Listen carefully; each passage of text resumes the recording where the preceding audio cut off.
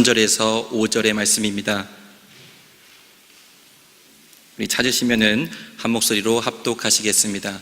요한복음 3장 3절에서 5절입니다. 예수께서 대답하여 이르시되 진실로 진실로 내게 이르노니 사람이 거듭나지 아니하면 하나님의 나라를 볼 수 없느니라. 니고데모가 이르되 사람이 늙으면 어떻게 날 수 있사옵나이까? 두 번째 모태에 들어갔다가 날 수 있사옵나이까? 예수께서 대답하시되 진실로 진실로 내게 이르노니 사람이 물과 성령으로 나지 아니하면 하나님의 나라에 들어갈 수 없느니라. 아멘. 담임 목사님 나오셔서 예수님과 물이란 제목으로 말씀 증거해 주시겠습니다. 네, 오늘 남성 중창단 찬양이 너무나 아름다웠습니다. 중후하고 아직 중창단 이름이 없나 보죠? 제가 하나 지어드릴게요. 네. 오늘 고난주간 목요일입니다. 오늘 교제의 날 예수께서 제자들의 발을 씻겨주신 날입니다. 우리가 살다 보면 죄를 안 지어도 그냥 이 세상 걸어 다니는 것만으로도 발에 먼지가 묻거든요. 그래서 예수님이 너희가 서로 발을 씻어주라고 명령하신 이유가 거기에 있습니다. 우리는 서로의 발을 씻어주는 사람이어야 그게 진정한 그리스도인의 교제예요. 그래서 발을 씻어준다는 거는 세숫대야 들고 발을 씻어주는 게 아니라 서로를 만나면 영혼의 회복이 있어야 돼요. 마음이 새로워지고 영혼의 회복이 있으면 그게 교제고 그게 그리스도인이 서로 발을 씻어주는 겁니다. 그래서 오늘 인사할 때 저를 보면 위로가 되셨으면 좋겠습니다 하고 인사를 나누시겠습니다.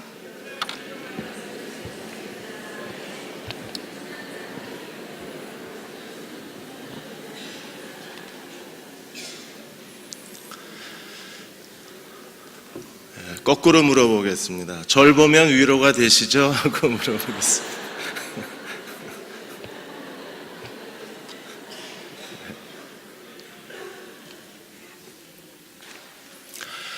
물과 예수님, 어제는 물과 포도주에 대해서 말씀을 나눴고 오늘은 물과 성령에 대해서 말씀을 함께 나누겠습니다. 세월호 참사 1주년이 다가옵니다. 세월호 학부모, 특히 어머니들이 삭발을 하셨습니다. 그분들이 원하는 건 4월 1일 날 해양수산부에서 세월호 단원고 학생들하고 실종자들에 대한 배상, 보상 문제를 발표를 했는데 그분들이 원하는 건 배상도 아니고 보상도 아니고 세월호 진상을 규명해주고 그리고 선체를 인양해서라도 끝까지 마지막 한 사람까지 찾아주겠다고 정부가 약속해놓고 왜 찾아주지 않느냐는 거예요. 분명히 대통령이 약속한 걸 저도 들었습니다. 마지막 한 사람까지 찾아주겠다고. 근데 그게 지금 흐지부지 1년이 다 지나가도 해결이 되지 않는 거예요. 세월호 참사가 일어나고 한 달 뒤에 대통령께서 대국민 담화를 하셨습니다. 고귀한 희생이 헛되지 않도록 대한민국이 다시 태어나는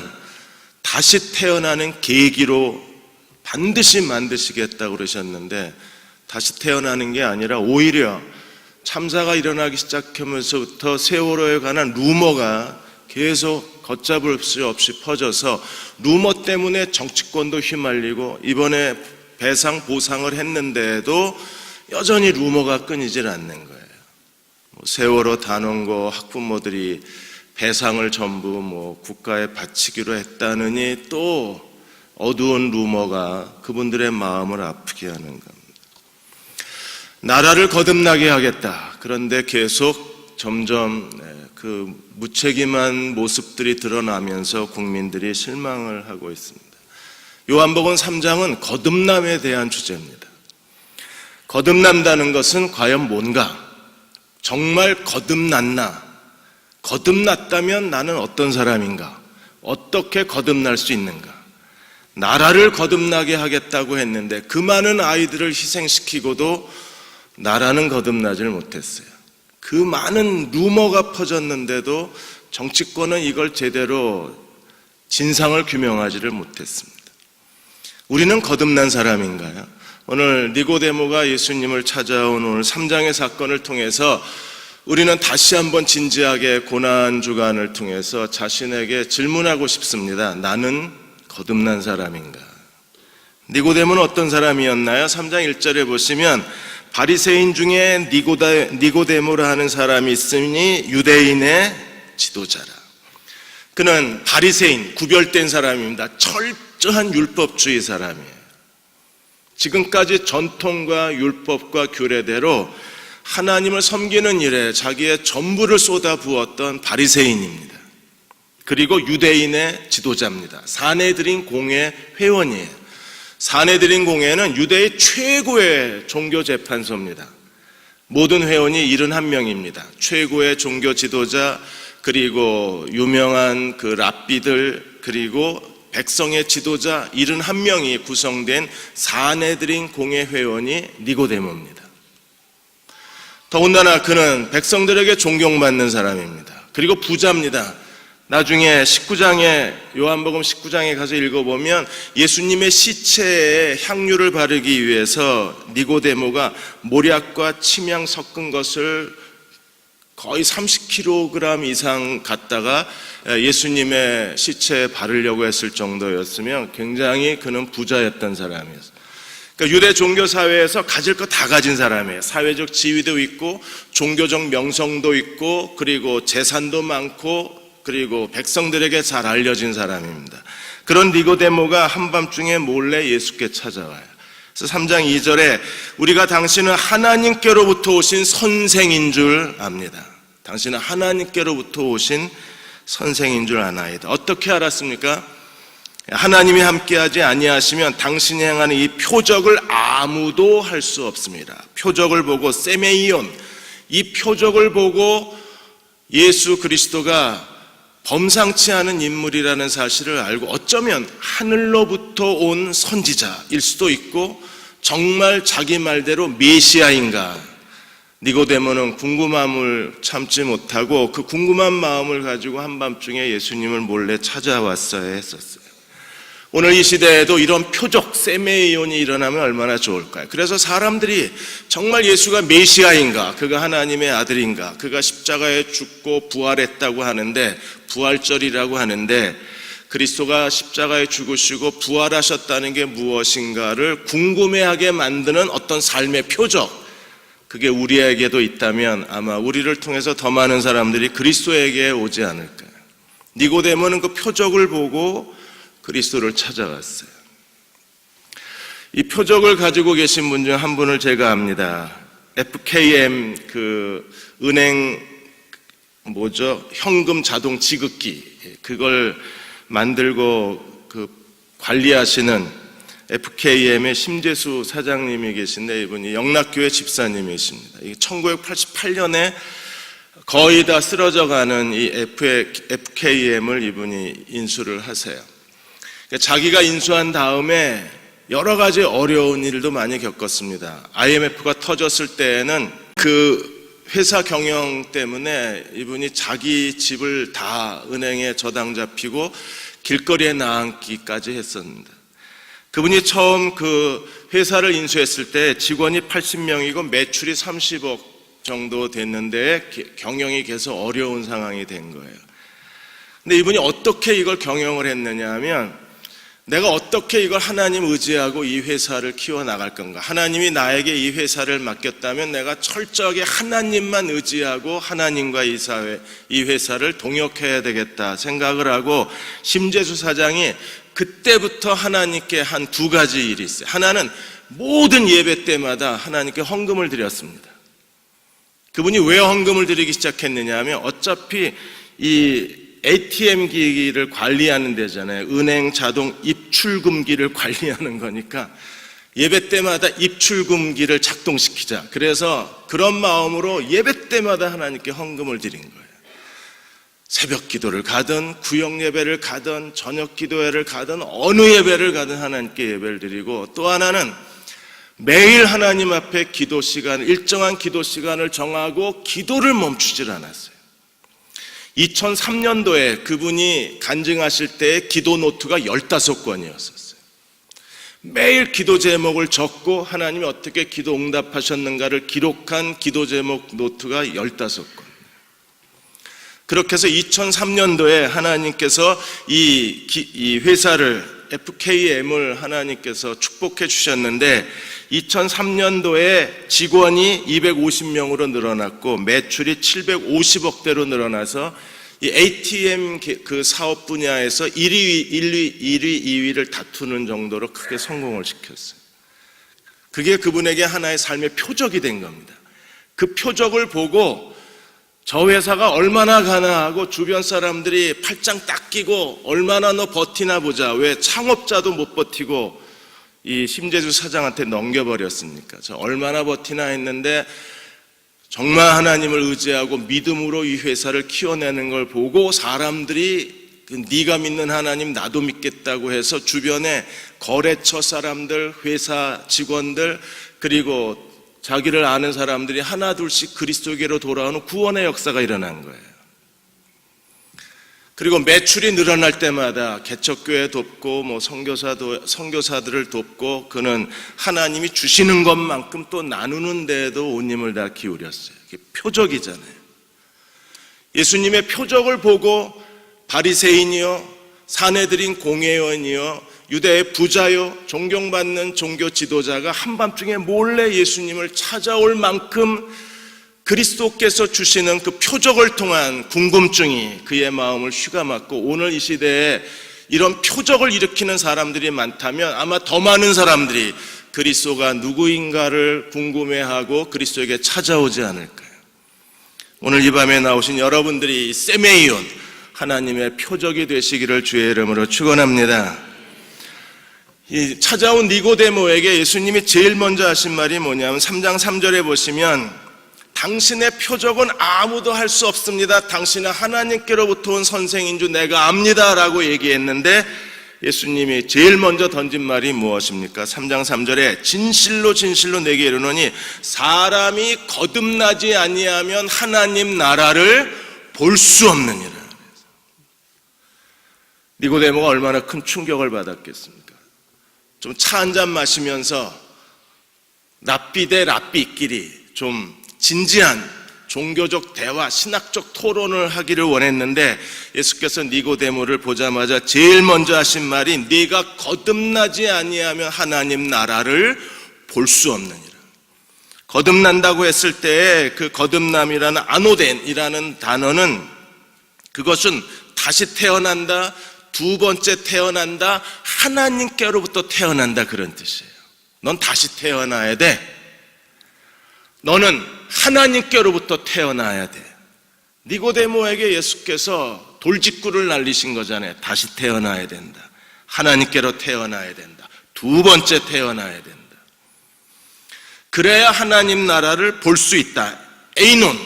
그래야 하나님 나라에 참여할 수 있다. 하나님 나라가 너에게 문을 열어준다는 거예요.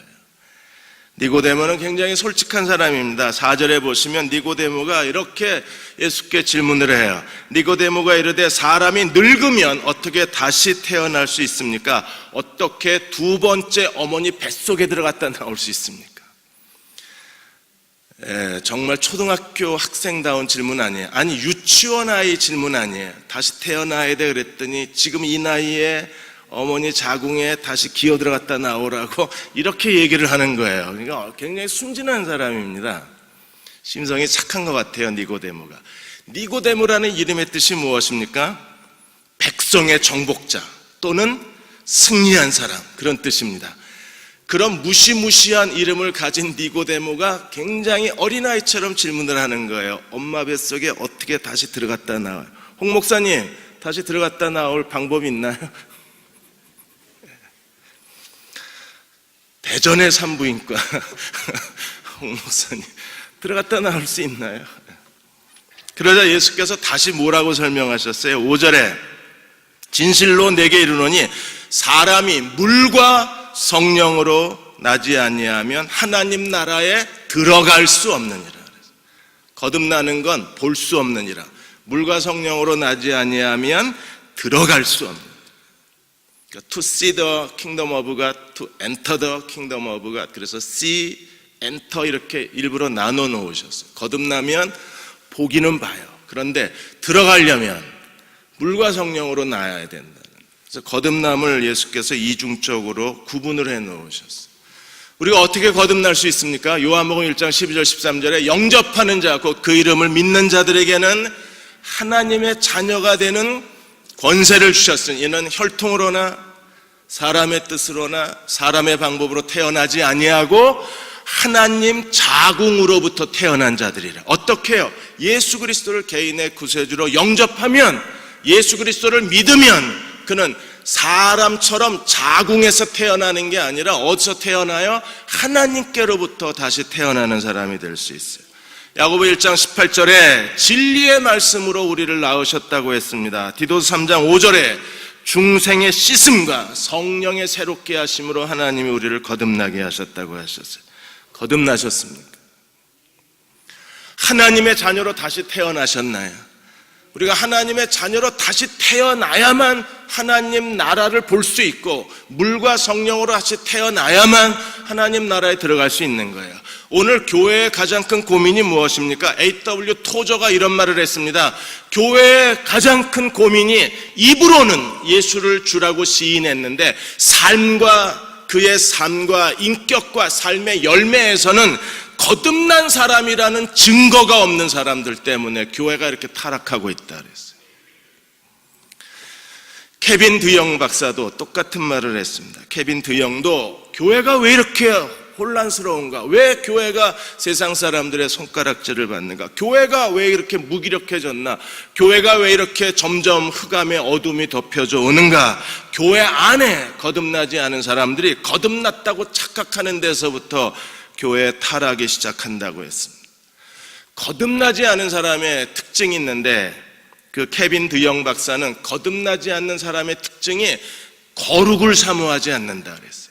마음에 거룩에 대한 열망, 거룩해야 되겠다고 하는 간절함, 거룩하지 못한 거에 대한 죄책감, 거룩하게 살지 못하는 거에 대한 마음속의 좌절감, 이게 발견되지 않은 사람은 자기가 진정 거듭난 사람인가를 스스로 생각해 보아야 한다고 했습니다.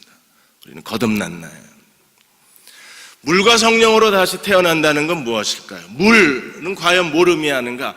거듭나는데 물과 성령으로 다시 태어난다고 주님이 말씀하셨을 때 물은 과연 무엇인가? 물은 하나님의 진리의 말씀이라고 해석하는 분도 계시고, 대부분 복음주의적 신학자들은 이 물은 예수 그리스도의 침례로 해석하는 분들이 많이 계십니다. 왜냐하면 예수께서 이 땅에 오시고 침례 요한으로부터 침례를 받으시면서 공생애를 시작하셨고, 그리고 예수님이 침례 받으실 때 침례 요한이 예수께 대해서 뭐라고 말씀했어요? 뭐라고 소개했습니까? 성령과 불로 침례를 주는 분이라고 소개를 했어요. 그래서 물 침례가 있는 곳에 물로 침례를 받으신 예수님을 성령과 불로 침례를 주시는 분으로 침례 요한이 이어서 설명을 했기 때문에 예수 그리스도는 물과 성령이 상징적 단어가 된 거예요. 그러므로 물은 진리의 말씀을 의미하기도 하지만 물은 예수 그리스도가 우리에게 주신 침례를 의미하기도 합니다. 저희가 지금 로마서를 공부하면서 침례야말로 예수께서 우리를 구원하신 구원이 무엇인가를 눈으로 보게 해주는 산증거라 그랬어요. 모든 그리스도인들은 다 물과 성령으로 거듭나는 사람이 되어야 하는데, 물에서 거듭났다는 건 무엇을 뜻하는가? 물은 예수 그리스도가 우리에게 보여주시는 침례 안에서의 그리스도의 연합을 상징적으로 보여주는 거예요. 하나님께서 모세라는 이름을 주셨을 때 모세라는 이름의 뜻이 무엇입니까? 물에서 건져낸 사람입니다. 구원받은 그리스도인들은요, 거듭난 그리스도인들은 전부 다 물에서 건져낸 사람들이에요.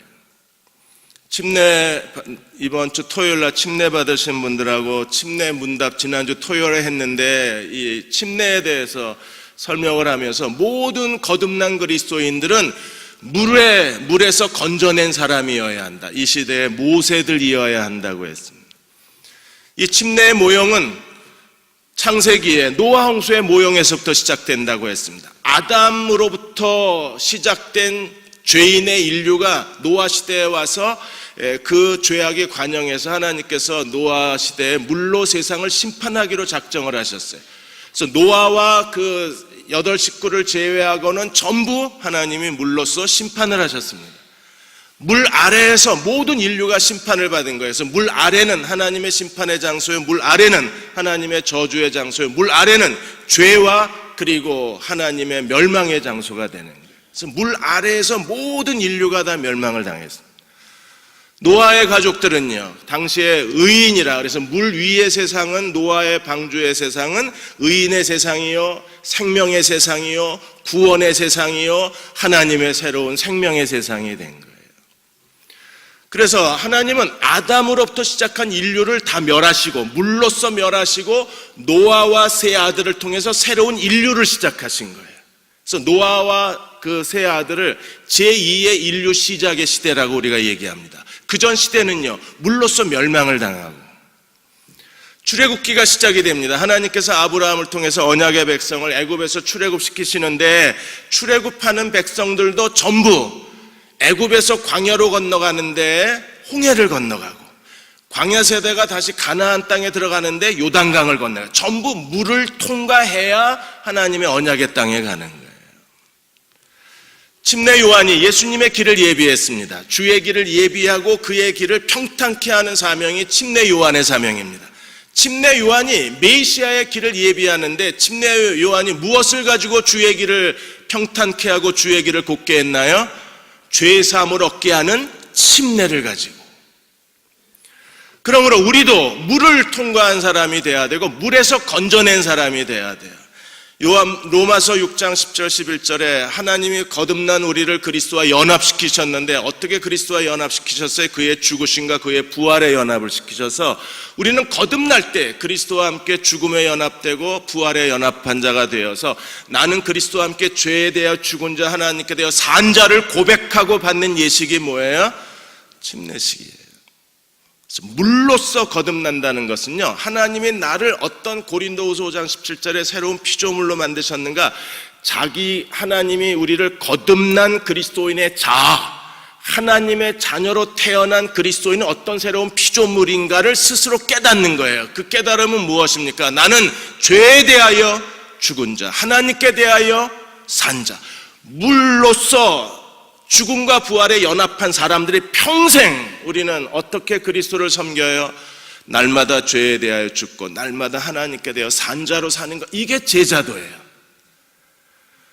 그러므로 주님을 따라가는 사람, 거듭난 사람들은 어떤 사람들이에요? 날마다 죄에 대하여 죽어요.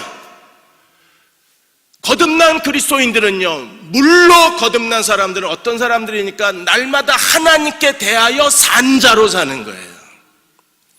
그들은 끊임없이 삶에 그 안에 거룩한 몸부림이 있습니다. 그래서 더 이상 세상 방식, 죄의 방식, 세상 사람들이 사는 사람의 방식으로 사는 게 아니라 하나님 나라 방식, 부활의 방식, 하나님의 영광의 방식으로 살기를 원하는 사람들. 35살이 될 때까지 자기 직장 하나 제대로 못 구한 한 젊은이가 어느 날 기차 여행을 하다가 옆자리에 신부님 곁에 앉게 되었어요. 신부님하고 이런저런 대화를 나누다가, 신부님은 나이가 60이 넘으신 아주 점잖은 분이셨습니다. 이런저런 얘기를 나누다가 이 친구가 자기도 모르게 인생에 대해서 막 불평을 하고 자기에 대해서 불만을 쏟아놓은 거예요. 한참 듣고 있다가 신부님이 35살 이 친구한테 이렇게 말해요. 당신은 인생을 넓게 사는 것 같지가 않다고. 그렇게 인생을 좁게 사냐? 왜 그러고 사냐? 이렇게 물은 거예요. 그래서 청년이 충격을 받았습니다. 인생을 넓게 보지 않고 이렇게 좁게 사냐고. 그래서 자기가 왜 이렇게 인생을 비좁게 힘겹게 하루하루를 살아가나 생각해 보니까 자기 마음에 두려움이 있더랍니다. 그래서 뭘 하든 마음이 이렇게 두려운 거야. 이걸 해도 두려운 생각이 들고, 저걸 해도 두려운 생각이 들고, 실패할까 두렵고, 돈을 잃어버릴까 두렵고, 사람들이 뭐라 그럴까 두렵고, 그래서 두려워하다 보니까 아무것도 하지 못하고 있는 자기를 발견하고 그 얘기를 한 거예요, 신부님이. 그랬더니 자네 인생이 멈춰 있는 건, 인생에 대해서 불만을 갖고 있는 건 두려움이 많아서가 아니라 두려워하지 않아서 당신 인생이 그런 거라고. 그래서 이 친구가 놀래요.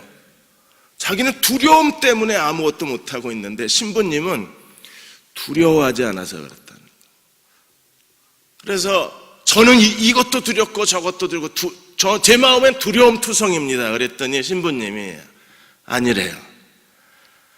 당신이 뭘 하면 실패할까봐 두려워서 아무것도 하지 않는 그것 자체를 두려워해야 그게 진짜 두려움이라고. 이거 하면 실패하면 어떠지? 이건 두려움이 아니라는 거예요. 정말 두려워야 할 것은 실패할까봐 두려워서 아무것도 못하는 그 자체를 두려워해야 당신이 그 골짜기에서 빠져나오고 그 울타리에서 뛰어넘고 자기 인생을 정면으로 바라볼 수 있는 거지. 지금 형제가 말한 두려움은 두려움이라고 이름할 수 없는 거라는 거예요. 정말 두려워해야 할 것은 두려움 때문에 아무것도 도전하지 못하고 가만히 있게 되는 그 자체를 부끄러워하고 두려워해야 자기 인생에 새로운 도전의식이 생긴다는 거예요. 생각하는 게 다르잖아요. 두려움을 해석하는데 신부님이 말하는 두려움하고 이 35살 청년이 말하는 두려움이 성격이 다른 거예요. 왜 그래요? 이게 죽음과 부활이에요.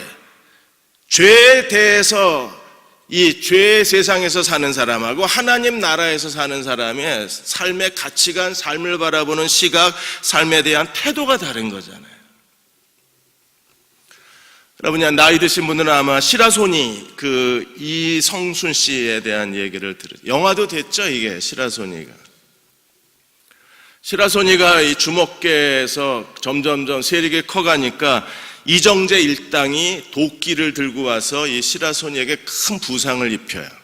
시라소니가 간신히 살아났는데 몸이 회복되는 과정 속에서 장티푸스가 걸리고 몸이 그 심각한 부상의 치료를 받는 과정에서 예수님을 믿고 구원을 받게 됩니다, 시라소니가. 그런데 그분이 회복하는 과정에 있을 때 항상 이 시라소니가 품에 칼을 품고 있었어요. 내 인생을 이 꼴로 만들고 내 몸을 이 꼴로 만든 너희들 내가 그냥 두지 않겠다고 복수의 일을 갈면서 항상 품에 칼을 품고 다녔었어요. 그런데 이분이 영락교회 목사님을 통해서 이분이 구원받고 난 뒤에 정말 그리스도를 인격적으로 만나고 나서 어느 날 목사님을 찾아와서 목사님 앞에 칼을 내려놔요. 이거 필요 없다 그럽니다. 웬 칼이냐 그랬더니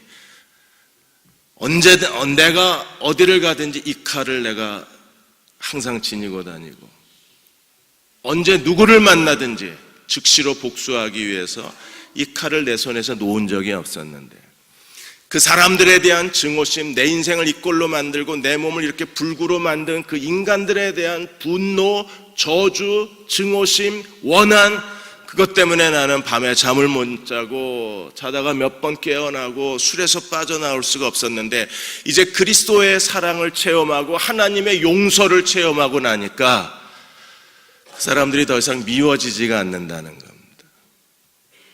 그래서 이제 용서하기로 했습니다, 목사님.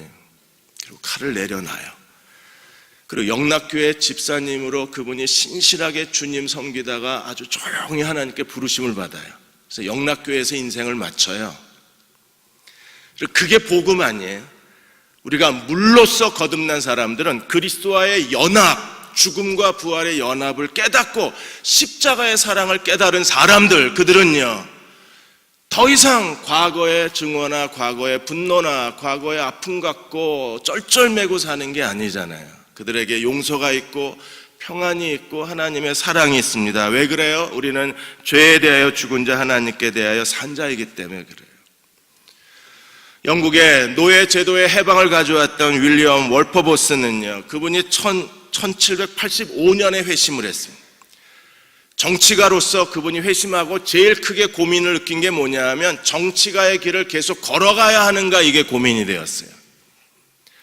그는 하나님 앞에 정치가로 사는 게 거듭난 그리스도인으로서 올바르지 않다고 느꼈습니다. 그런데 나 같은 죄인 살리신 잔 뉴턴이 이 윌리엄 월퍼버스의 친구였는데, 어느 날 뉴턴이 이 윌리엄 월퍼버스가 정치가의 길을 그만두려고 한다는 얘기를 듣고 찾아와서 이렇게 얘기합니다. 영국 정치 안에 하나님의 공적인 사람이 되어서 영국 정치 안에 하나님의 신실한 사람으로서 영국 정치인의 모범이 되어주고 존경할 만한 정치인이 되어달라고 요청을 해요. 정치계에도 하나님의 사람이 필요하다. 정치계에도 하나님이 쓰실 사람이 있어야 된다. 영국의 정치 안에도 하나님께서 기름 부으시고 하나님의 공의와 하나님의 사랑을 실천할 진정한 거듭난 그리스도인이 필요하니까 당신이 영국 정치계를 변화시켜 달라고 요청을 하고, 그래서 잔 뉴턴이 윌리엄 월퍼버스와 함께 노예제도 해방에 대해서 캠페인을 벌이고 영국 의사당을 움직이고 수많은 사람들의 국민들의 마음을 노예 해방 제도로 이끌어내요.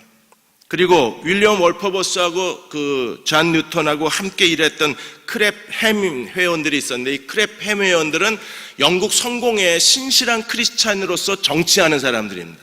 이 회원이 20명밖에 안 돼요. 그 20명의 정치가들이, 거듭난 그리스도인들이 철저하게 영국 정치의 변화와 영국 정치 안에 하나님의 공의와 영국 정치 안에 하나님 나라가 실현되도록 그들이 무릎 꿇고 하나님 앞에 기도함으로 자신들을 내어드리고 노예제도 해방을 선언하기를 시작합니다. 그래서 1807년에 노예제도가 그 해방이 선언되고 1833년에 노예 해방법이 통과가 돼요. 그러니까 더 이상 1807년에 노예 무역이 금지가 되고, 그리고 1833년에 윌리엄 월퍼버스가 거의 죽은 다음에 영국 의회에서 노예제도 해방을 선언해요. 그들이 하나님께 대해서 산 자인 거예요. 죄에 대하여 죽은 자, 하나님께 대하여 산 자라고 했을 때 하나님께 대하여 산 자, 물을 통해서 물 아래에 들어갔다가 물 위로 올라온 사람들이 이 시대에 어떤 사람으로 살아가야 하는가를 우리가 다시 깨닫고, 우리는 정말 하나님 앞에 물과 성령으로 거듭난 사람인가 자기 자신을 진지하게 되돌아보아야만 합니다. 오늘 성경 낭독에 신명기 6장을 읽었습니다. 여러분, 이 신명기 6장에 순종하면 하나님께 복을 받고 불순종하면 하나님께 저주를 받는데, 이 신명기 6장의 축복과 저주의 통로가 어디입니까? 가정입니다. 하나님께서요, 축복과 저주를 말씀하실 때마다 하나님이 항상 강조하신 게 뭐냐면 너와 네 자손, 가정이 하나님의 축복의 통로가 되기도 하고 가정이 하나님의 저주의 통로가 되기도 하는 거예요. 그래서 여호수아 24장 14절 15절에 여호수아는 마지막 고별 설교에서 그가 하나님 앞에 서원한 게 무엇입니까? 백성들 앞에서 그가 하나님 앞에 서원한 내용이 무엇이었어요? 나와 내 집은 오직 여호와만을 섬기겠다고. 왜요? 마지막 지도자가 이제 죽음을 앞두고 백성들에게 유언처럼 남긴 말이 나와 내 집은 여호와를 섬기겠다.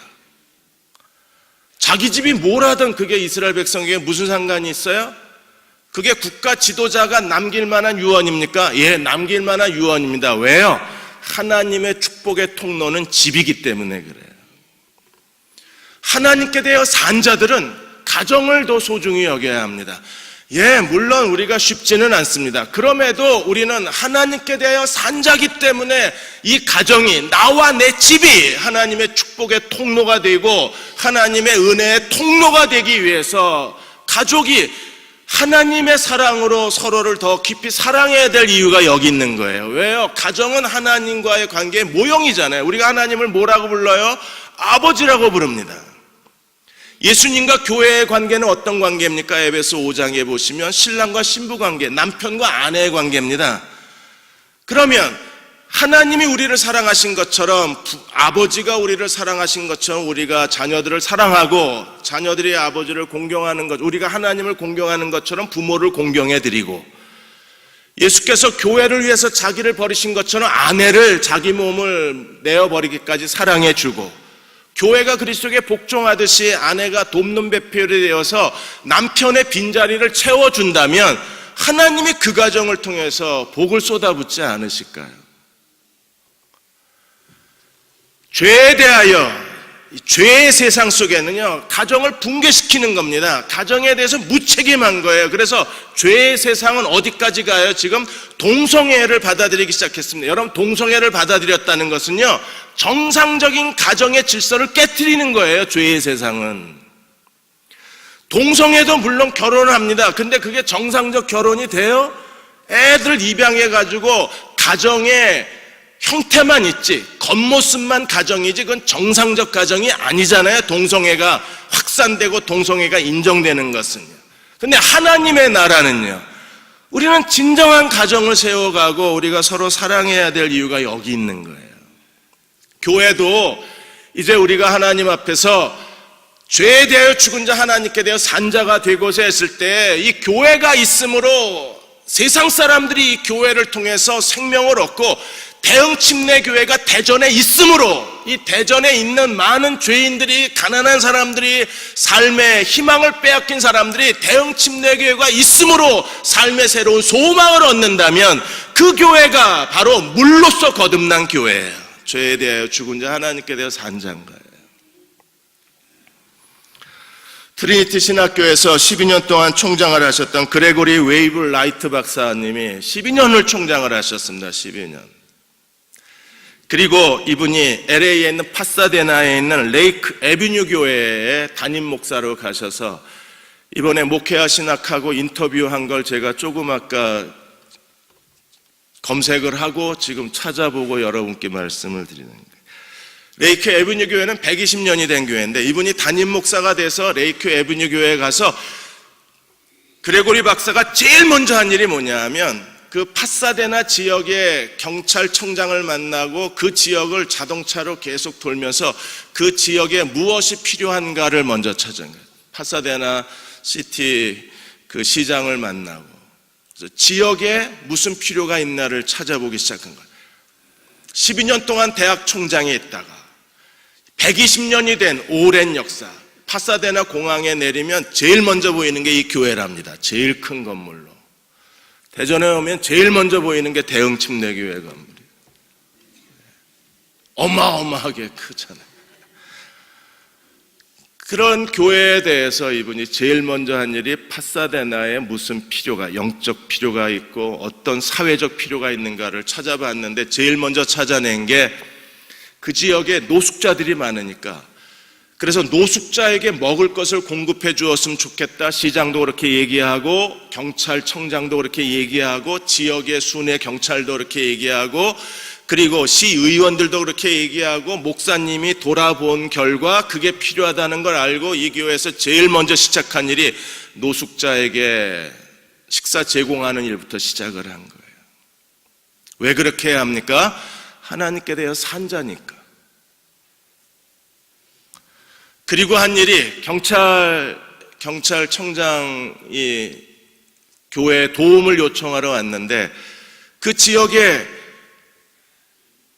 그 부모가 다 일 나가고, 그리고 혼자 남은 학생들이, 히스패닉 아이들도 많이 있고, 이런 아이들은 그냥 버려져 있는 거예요. 아무도 돌봐주지 않아. 학교 끝나면 그냥 이 아이들은 길거리의 불황아처럼, 그러니까 범죄 가능성이 제일 높은 아이들이에요. 이 청소년 아이들이. 그래서 이 교회에서 그 아이들을 돌봐줬으면 좋겠다. 그래서 방과 후 학교 같은 걸 해줬으면 좋겠다. 그래서 교인들하고 의논하고 그 교회의 시설과 재정과 인력을 다 투입을 해서 그 500명이 넘는 아이들을 돌보기를 시작을 한 겁니다. 그 아이들을 애프터스쿨을 하고, 그리고 교인들이 다 1:1 자녀 결혼을 맺고, 그 아이들을 자식처럼 돌봐주고 하나님의 사랑으로 돌봐주기를 시작해서 잠재적 범죄자가 될 가능성이 있는 아이들을 하나님의 사랑으로 그리스도의 길에 인도하기를 시작을 하는 거예요.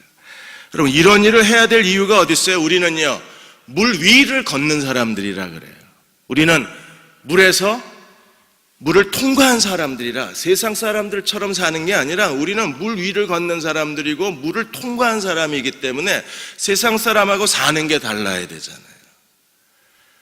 이렇게 물과 성령으로 거듭난 사람들, 성령께서 이 물의 모형을 따라서 우리를 성화시키는데, 로마서 8장에서 지난 주일날 우리가 들은 메시지가 무엇입니까? 성령은 고난과 영광의 법칙을 통해서 우리로 하여금 모세처럼 물에서 건진 사람, 죄에 대하여 죽은 자 하나님께서 산자로 만들어내는 게 성령이 하시는 일이라 그랬어요.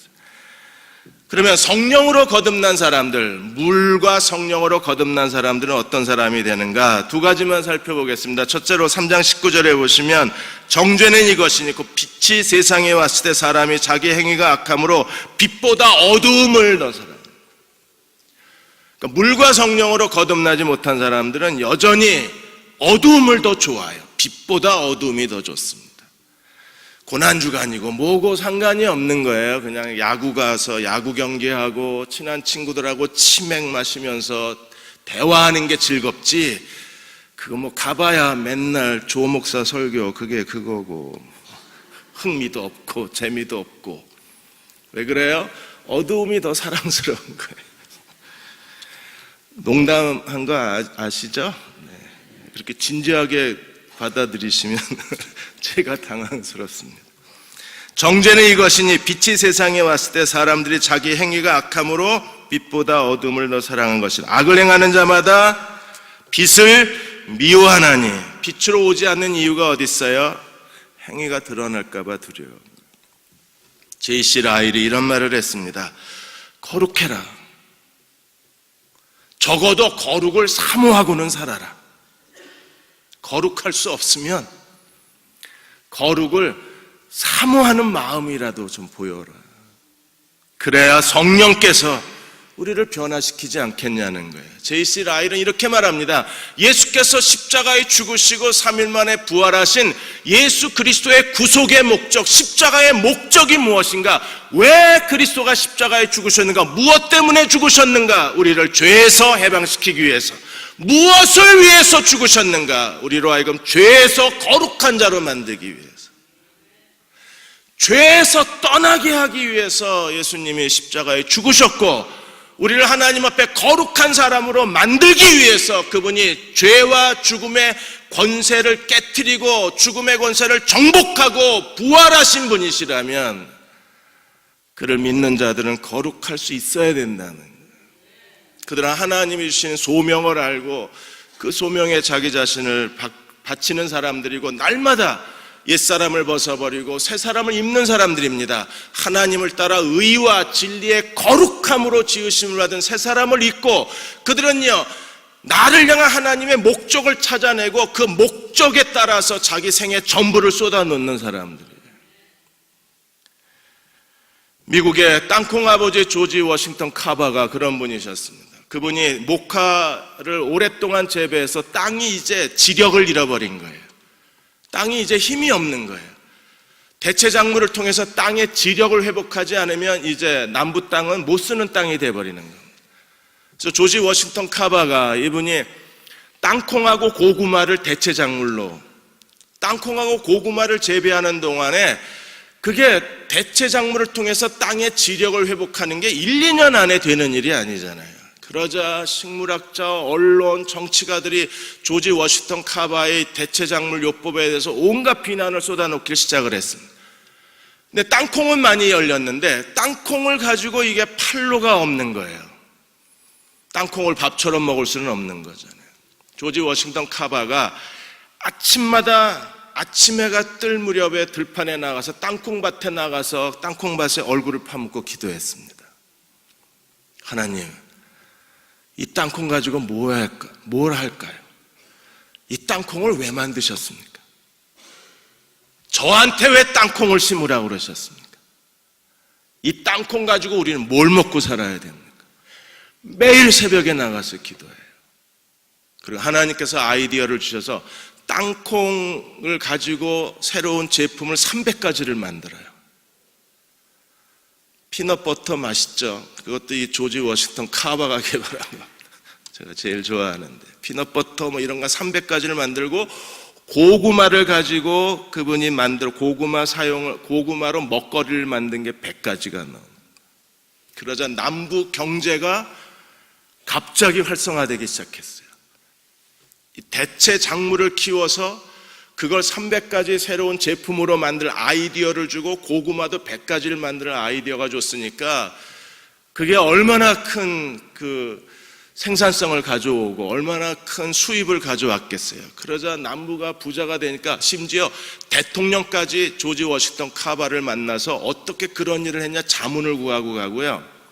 헨리 포드 포드 자동차 CEO가 몇 번을 와서 이 조지 워싱턴 카바를 자동차 회사에 스카우트하려고 그랬었어요. 그 뛰어난 판단력, 아이디어, 믿음, 그리고 사람들에 대한 신뢰, 그게 너무 부러워서 헨리 포드 자동차 회사로 데려가려고 했는데 조지 워싱턴 카바가 거절합니다. 거절한 이유가 뭔지 아세요?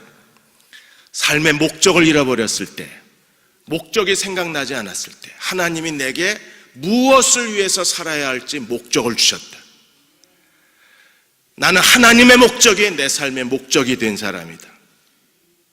그러므로 나는 평생 동안 이 땅콩 재배하는 농부들 곁에서 그들의 친구, 그들의 목자, 그들의 스승으로 그들 곁에 있을 거다. 조지 워싱턴 카바는요, 확실한 간증이 있는 거예요. 내가 기도할 때마다 하나님은 강력한 힘으로 나를 도우시고, 나를 도우신 게 아니라 하나님 자신의 일을 하신 걸 내가 경험하고, 내가 기도할 때마다 하나님 의지할 때마다 하나님이 내 곁에서 강력한 힘으로 하나님 자신의 일을 나를 통해서 역사하는 걸 내가 보았기 때문에 나는 하나님의 주신 목적에서 떠날 수 없고 그 목적의 대상이 되니 농부들 곁을 떠날 수 없다는 거예요. 워싱턴 카바는 이렇게 말합니다. 심각한 문제가 있어서 정말 그것 때문에 고민을 하다가 잠이 들면 아침에 깨어나면 이미 해결되어 있다는 거예요. 하나님께서 아침에 깨어나자마자 어떻게 하면 이게 해결될 수 있을 거라는 아이디어를 그에게 주신 거예요. 우리가 하나님 앞에 온전한 사람들은요, 언제나 어두움보다는 빛이 되고자 하는 갈망이 있는 사람들이에요. 그 빛은요, 그냥 의롭게 거짓말 안 하고 술, 담배 안 하는 게 빛이 아니라 그런 윤리적 차원의 빛을 뛰어넘어서 좀 더 다른 사람들을 이롭게 하고 다른 사람들에게 삶의 소망을 주고 삶의 절망에 빠진 사람들에게 새로운 살아가야 할 이유를 주는 사람도 사람들에게 빛이 되어주는 사람들, 그들이 진정으로 물과 성령으로 거듭난 사람 아닌가. 여러분들이 어떤 직업을 가졌든 간에 그 직업을 통해서 공무원이든 교사든 의사든 어떤 직업을 가지고 우리는 다른 사람들의 희망이 되어주는 사람이 된다면 그들이 이 시대에서 물과 성령으로 거듭난 사람이 될 수 있을 거예요. 한 가지 더 우리가 침례 요한에게 배워야 할 중요한 그 거듭난 사람의 자아가 있다면 그것은 침례 요한이 예수님이 침례를 주기 시작하자 사람들이 전부 예수께로 가버렸습니다. 그래서 요한의 제자들이 너무 기가 막혀서 요한에게 가서 침례 요한에게 가서 이렇게 말합니다. 사람들이 다 예수님께로 간다고. 그러자 요한이 뭐라고 대답합니까? 26절에 제자들이 이렇게 가서 요한에게 얘기해요. 그들이 요한에게로 가서 이르되 랍비여 선생님과 함께 요단강 저편에 있더니 곧 선생님이 증언하시던 이가 침례를 베풀매 사람들이 다 갑니다. 얼마나 기분 나쁜 일이겠어요. 근데 27절에 요한이 뭐라 그랬어요? 요한이 대답하여 이르되 만일 하나님이 주신 바 아니면 사람이 아무것도 받을 수가 없는, 인기를 위해서 사람들에게 인정받고 사람들에게 인기를 얻으려고 하나님 일을 할 때가 많이 있어요. 저희도 자칫하면 어떻게 하든지 설교를 통해서 하나님의 뜻을 가르치려고 몸부림을 쳐야 되는데 자칫 착각에 빠지면, 기도가 게을러지면 사람들에게 인정받으려고 설교하는 자신을 보면 정말 부끄러울 때가 있는 거예요. 하나님의 일을 하는데 사람에게 인정받으려고 어떤 일을 한다. 이것처럼 위험한 게 없어요. 하나님께 헌신된 사람들은 철저하게 침례 요한처럼 말할 수 있어야 합니다. 하나님이 주시지 않으면 사람이 아무것도 받을 수가 없는 거예요. 하나님의 주권을 인정하고, 요한은 뭐라 그랬습니까? 30절에 3장 30절에 그는 흥하여야 하겠고 나는 쇠하여야 하겠다. 예수님은 점점점 커져야 되고 나는 점점 작아져야 되고. 지금 침례 요한은 어떤 기쁨이 가득 차 있어요? 지금 아름다운 신부를 맞이해서 결혼하는 신랑을 쳐다보는 신랑 친구의 기쁨. 존 헌터가 이 기쁨이야말로 가장 거룩한 기쁨이라고 했어요. 왜? 그리스도가 높임을 받고 그리스도가 사람들에게 주목을 받고 그리스도가 영광스럽게 되는 걸 보는 그 기쁨은 신랑 친구의 기쁨이잖아요. 결혼하는 건 신랑이 하는 거니까, 내가 하는 게 아니니까. 그 기쁨이 페틀로로타이, 흘러 넘치고 있다는 거예요. 지금 요한의 가슴에, 우리 가슴에 누가 인기를 얻느냐보다 바울이 빌립보 1장에서 사람들이 외모로 하든 참으로 하든 전파되는 것은 그리스도니 내가 이로써 기뻐하고 기뻐하리라. 바울을 좋아해서 복음을 전하든, 바울을 시기해서 바울이 없는 틈에 바울의 인기를 차지하자고 복음을 전하든, 바울은 외모로 하든 참으로 하든 바울이 기뻐한 건 무엇 때문에요? 복음이 전파되는 것 때문에 기뻐했어요. 대형교회 교우들도 우리도 그런 성숙함을 가지십시다. 누가 인기를 얻느냐 그것 때문에 시기심에 쫓겨다니면, 사울이 시기심에 쫓겨다니니까 그 모습이 부끄럽잖아요. 우리는 그런 나 중심의 사고에서 어디로 옮겨져야 돼요? 그리스도 중심의 사고로 옮겨져서 그리스도가 영광을 받으시면 나도 기뻐해져. 누가 더 인기를 얻고 누가 더 사람들에게 인정을 받고 사람들이 누굴 더 알아주든 간에 더 중요한 것은 그로 인해서 그리스도가 높임을 받을 수 있다면 그것 때문에 기뻐할 수 있어야 되는데 우리가 아직 거기까지 가지를 못하는 거예요. 물과 성령으로 거듭난 사람들은 기꺼이 침례 요한 자리까지 가요. 그리스도는 흥해야 하고 나는 쇠해야 한다고. 옛날에 코미디 전망대 했을 때 그때 PD였던 김경태 PD가 항상 코미디언 개그맨 후배들한테 한 얘기가 뭐냐면, 인기 따라가지 마라, 사명 따라가라. 네가 인기를 얻었다고 우쭐거리지도 마라. 코미디언에게 무슨 사명이 있어요? 김경태 씨는 코미디언의 사명에 대해서 이렇게 말한다. 코미디언이야말로, 개그맨이야말로 세상을 즐겁게 해줘야 할 시대적 사명이 우리에게 있대요. 그리고 사람들을 웃게 만들어 주어야 할 역사적 사명이 개그맨들에게 있답니다. 사람들을 웃게 하는 일에 최선을 다해라. 인기에 따라서 이리저리 흔들리지 마라. 여러분, 개그맨도 인기가 아니라 사명이래요. 개그맨도. 그러면 하나님의 일을 하는 사람들이 더 중무장해야 될 게 뭐가 있겠어요? 인기가 아니라 사명이어야죠. 그리스도만이 높임을 받으시면 그게 우리의 행복이 되어야 합니다. 그런 마음으로 물과 성령으로 거듭난 사람이 되셔서 여러분 다시 한번 2015년도를 그리스도에게로 드리십시다. 여러분이 살아있는 표적이 되어 주십시오. 하나님의 이적의 표적이 되어 주시면 여러분의 삶을 보고 더 많은 사람들이 주님께로 돌아오고 싶은 마음이 일어날 거예요. 그렇게 기적과 능력의 표적으로 하나님 앞에 다시 한번 헌신하시는 저와 여러분 되시기를 주의 이름으로 축원합니다. 우리 288장 찬송하고 기도하는 시간 갖겠습니다. 오늘 물과 성령에 대해서 말씀을 나눴습니다. 물과 성령으로 거듭난 사람으로 이 시대를 살아가게 하여 주옵소서. 그리스도가 왜 죽으셔야 했는지, 무엇을 위해서 죽으셔야 하고 부활하셔야 했는지를 기억하고 하나님 목적에 합한 사람으로 살아가는 대흥의 모든 가족들 되게 도와 주옵소서. 지금 우리를 죄에서 구원하신 우리 주 예수 그리스도의 은혜와 하나님 아버지의 그 크신 사랑하심과 성령의 인도하시고 도우시는 은혜가 고난주간 기도의 둘째 날 기도를 마치고 돌아가는 모든 교우와 가정과 자녀들 위에, 그리고 너와 내 집 위에 지금부터 영원히 함께 하시기를 간절히 축원하옵나이다. 아멘.